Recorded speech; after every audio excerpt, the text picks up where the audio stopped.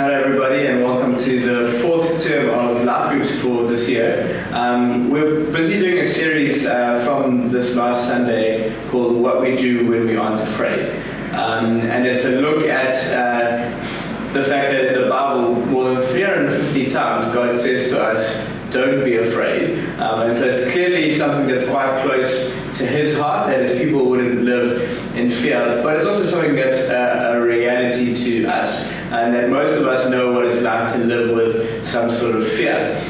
We know what it's like to have fear get into our thinking. Like if you've ever been in a situation where there's something to be afraid of and you get off right, how it kind of scrambles your mind and it even leads to how we make poor decisions and effective decisions, not just in the moment, but week in and week out, month in and month out. If we're afraid of stuff, it gets into our minds and into our hearts, and it gets into our relationships, where it's very hard to be in a healthy relationship where it's defined by some sort of fear. So it's a very real topic to us.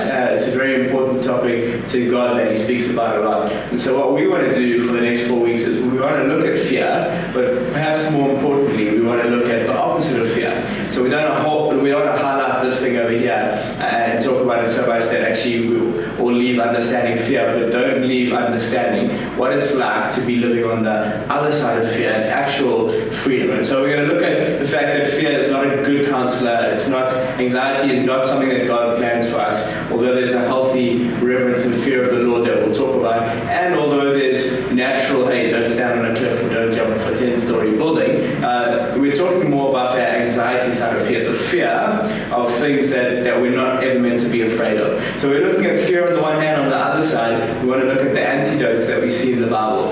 We know that the word says that perfect love drives out all fear.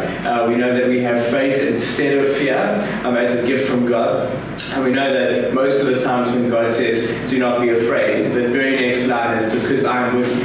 And so there's a closeness of God in relationship that helps counter fear as well. So we see all these antidotes to fear. But what we're going to do tonight is we've given your life group leaders some of the scriptures on fear that he or she can read out to you guys. And then we're going to go through some questions, having a little bit of laugh at some of the irrational fears that maybe we have in the group, but then taking a bit more of a serious look at some of the things that hold us back in fear, and also a little bit of excitement about what it could mean if over the next 4 weeks a bunch of our hearts and minds actually got free from fear and started to live instead in love and faith and in closeness with God. So we hope you have a great life group, and we'll see you again next week.